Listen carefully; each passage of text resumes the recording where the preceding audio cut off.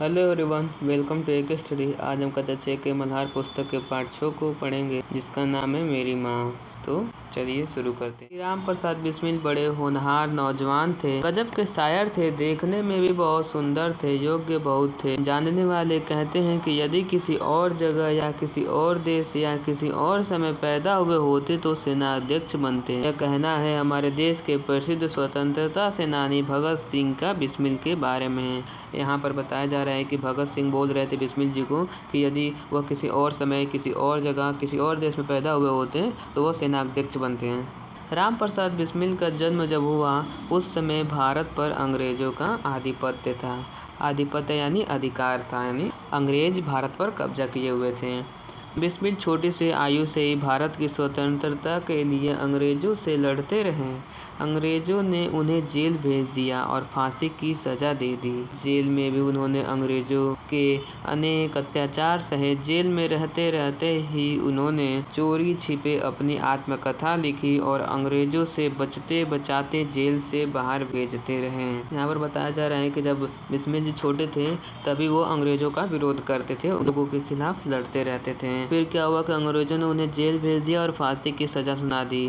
उससे पहले जो बिस्मिल आत्मकथा लिखे और अंग्रेजों से बचा कर जेल से बाहर भेजते रहे, उनके साथियों ने उसे प्रकाशित भी करवा दिया। इसका नाम रखा गया निज जीवन की एक छटा। इस पुस्तक ने अंग्रेजों के होश उड़ा दिए। लोगों में अंग्रेजों के विरुद्ध क्रोध और बढ़ गया। इस तरह इस आत्मकथा के कारण अंग्रेज बिस्मिल को फांसी देने के बाद भी उन्हें हरा ना सके। तब वो अपनी आत्मकथा अंग्रेजों से बचते बचाते बाहर भेज रहे थे। जब उनका आत्मकथा कंप्लीट हो गया तब उनके साथी उसे प्रकाशित करवा देते हैं। प्रकाशित यानी छपवा देते हैं और उसका नाम रखा जाता है निज जीवन की एक छटा। निज का मतलब होता है खुद की। वह अपने जीवन के बारे में एक छोटा सा अंश लिखते। जब यह पुस्तक प्रकाशित हुआ तब अंग्रेजों के होश उड़ गए और लोग जो थे इससे और प्रेरित होकर अंग्रेजों के खिलाफ बोलने लगे, क्रोध करने लगे। इस आत्मकथा के माध्यम से भी बिस्मिल हमारे मस्तिष्क में जीवित हैं। आज भी यह आत्मकथा लोगों को प्रेरित करती है। क्या आप भी उनके आत्मकथा को पढ़ना चाहते हैं? क्या कहा हाँ? तो यहाँ प्रस्तुत है उसी आत्मकथा का एक अंश। अंश का मतलब होता है हिस्सा। लखनऊ कांग्रेस में जाने के लिए मेरी बड़ी इच्छा थी। दादी जी और पिताजी तो विरोध करते रहे, किंतु माताजी ने मुझे खर्च दे ही दिया। उसी समय शाहजहांपुर में सेवा समिति का आरंभ हुआ था। मैं बड़े उत्साह के साथ सेवा समिति में सहयोग देता था। यहाँ पर बताया जा रहा है कि जो बिस्मिल जो उन्हें लखनऊ कांग्रेस जाने की बहुत ही इच्छा थी, परंतु जो उनके दादी जी और पिताजी थे वो उनका विरोध करते थे, मतलब उन्हें मना करते थे कहीं जाने से। परंतु जो बिस्मिल जी की माता जी थी वो उन्हें पैसा दे देती थी कहीं भी जाने से, मतलब मना न करती थी। उसी समय शाहजहांपुर में सेवा समिति का आरंभ हुआ। उस समय बिस्मिल जी बड़े उत्साह के साथ उसमें अपना सहयोग दिए।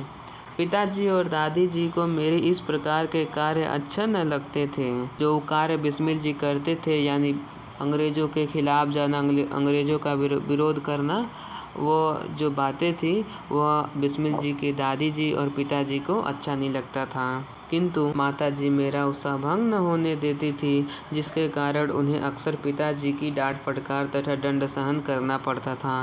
वास्तव में मेरी माताजी देवी हैं। मुझ में जो कुछ जीवन तथा साहस आया वह मेरी माताजी तथा गुरुदेव श्री सोमदेव जी की कृपाओं का ही परिणाम है। यहाँ पर बिस्मिल जी की माताजी उन्हें सपोर्ट करती थी, उन्हें कहीं जाने से मना न करती थी और उनका जो उत्साह था यानी अंग्रेज़ों के खिलाफ बोलने का, वो कभी भंग न होने देती थी बिस्मिल जी की माताजी। जब वह बिस्मिल जी की सपोर्ट करती थी तब उनके जो पति थे यानी बिस्मिल जी के पिताजी माताजी को डांटते थे और उन्हें कभी कभी मार भी देते थे, यानी दंड सहन करना पड़ता था। यहाँ पर बिस्मिल जी बता रहे हैं कि उनकी माता जी हैं वो देवी के समान हैं। वो बता रहे हैं कि जो कुछ भी जीवन तथा साहस आया है उनके जीवन में, वह सब उनके माताजी और गुरुदेव श्री सोमदेव जी की कृपाओं का परिणाम है। दादी जी और पिताजी मेरे विवाह के लिए बहुत अनुरोध करते, किंतु माताजी यही कहती कि शिक्षा पा चुकने के बाद ही विवाह करना उचित होगा। माताजी के प्रोत्साहन तथा सद्व्यवहार ने मेरे जीवन में वह दृढ़ता उत्पन्न की कि किसी आपत्ति तथा संकट के आने पर भी मैंने अपने संकल्प को न त्यागा। दादी जी और पिताजी जो थे वह बिस्मिल जी के विवाह के लिए बोलते थे, परंतु उनकी माता जी थी वो उसका विरोध करती थी, कहती थी शिक्षा पूरा हो जाए तभी विवाह करना सही होगा। माता जी उन्हें प्रेरित करती थी, उनको उत्साह भंग न होने देते थे और उन बिस्मिल जी के जीवन में वो थोड़ा सा दृढ़ता उनके अंदर उत्पन्न हुई और वह किसी भी आपत्ति या संकट में अपने संकल्प को नहीं त्यागते थे। उनका संकल्प क्या था कि अंग्रेजों के खिलाफ बोलना और उनका विरोध करना, ये उनका संकल्प था। एक समय मेरे पिताजी दीवानी मुकदमे में किसी पर दावा करके वकील से कह गए थे कि जो काम हो वह मुझसे करा दे। कुछ आवश्यकता पड़ने पर वकील साहब ने मुझे बुला भेजा और कहा कि मैं पिताजी के हस्ताक्षर वकालतनामे पर कर दूं। मैंने तुरंत उत्तर दिया कि यह तो धर्म विरुद्ध होगा, इस प्रकार का पाप मैं कदापि नहीं कर सकता। वकील साहब ने बहुत समझाया कि मुकदमा खारिज हो जाएगा, किंतु मुझ पर कुछ भी प्रभाव न हुआ, न मैंने हस्ताक्षर किए। अपने जीवन में हमेशा सत्य का आचरण करता था, चाहे कुछ हो जाए सत्य बात कह देता था। यहाँ पर बताया जा रहा है कि बिस्मिल जी के पिताजी दीवानी मुकदमे करे थे और वो बोले थे कि अगर कोई भी दिक्कत हो तो वह बिस्मिल जी से काम करवा ले। तब जब उन्होंने बुलाया बिस्मिल जी को, उन्होंने कहा कि पिताजी का हस्ताक्षर वकालतनामे पर कर दूँ। वकालतनामे मतलब उनके कागजातों पर कर दो, वो बता रहे थे। परंतु जो बिस्मिल जो थे वह उनको लगा कि यह धर्म विरुद्ध होगा और वह कभी भी धर्म के खिलाफ नहीं जाते थे। उन्होंने कहा कि मैं यह पाप कदापि नहीं कर सकता। वकील साहब ने बहुत समझाया कि मुकदमा खारिज हो जाएगा, खारिज मतलब रद्द हो जाएगा, परंतु वो अपने दृढ़ संकल्प पर डटे हुए थे कि मैं हस्ताक्षर नहीं करूँगा। वो हमेशा सत्य बोलते थे, कभी भी झूठ नहीं बोलते थे। आगे पढ़ लें। 11 वर्ष की उम्र में माताजी विवाह कर शाहजहाँपुर आई थी। उस समय वह नितांत अशिक्षित एक ग्रामीण कन्या के समान थी। यहाँ पर बिस्मिल जी की माताजी जब 11 साल की थी तब उनकी विवाह हो गई थी और वह शाहजहाँपुर आई थी। उस समय जो थी वह नितांत अशिक्षित, नितांत का मतलब होता है कि जो मतलब बिल्कुल ही अशिक्षित हो, बिना कुछ जाने ही ना। एक ग्रामीण कन्या मतलब गांव में एक बिल्कुल ही अशिक्षित कन्या थी। शाहजहाँपुर आने के थोड़े दिनों बाद दादी जी ने अपनी छोटी बहन को बुला लिया। उन्होंने माता जी को गृह कार्य की शिक्षा दी।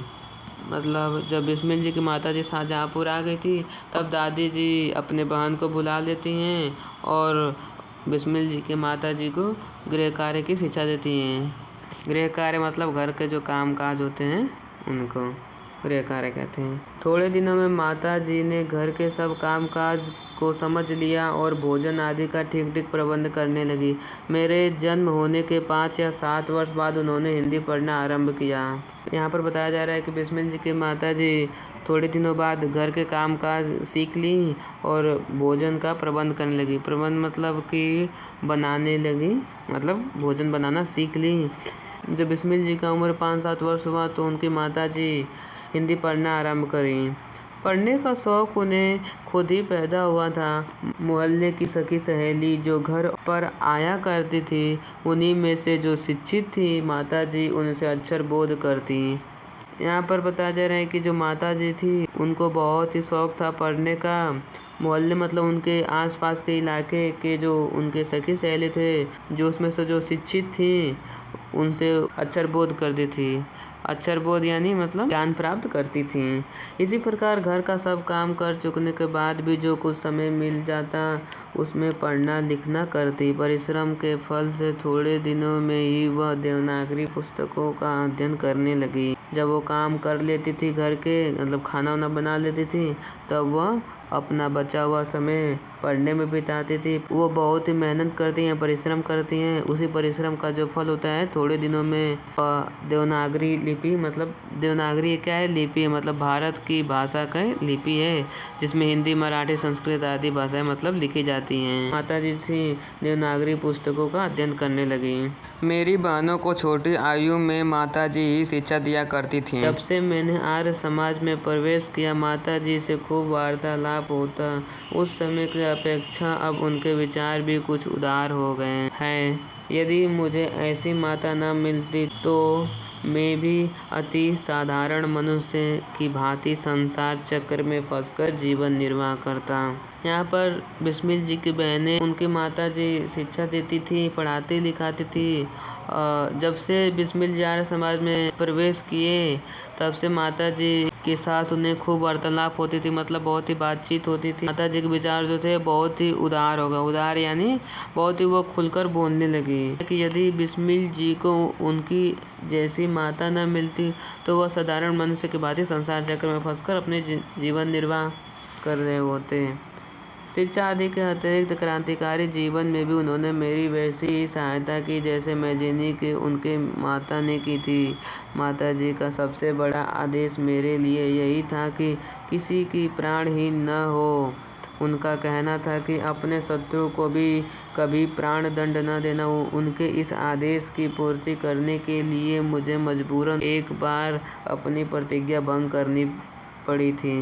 बता रहे एग्जाम्पल सेट करके कि जैसे मैजिनी के माता जी ने उन्हें बहुत शिक्षित किया था, बहुत ही योगदान दिया था, उन्हें प्रेरित करती रही थी। वैसे ही उनको क्रांतिकारी बनने में, शिक्षित आदि करने में उनकी माता जी का बड़ा योगदान था।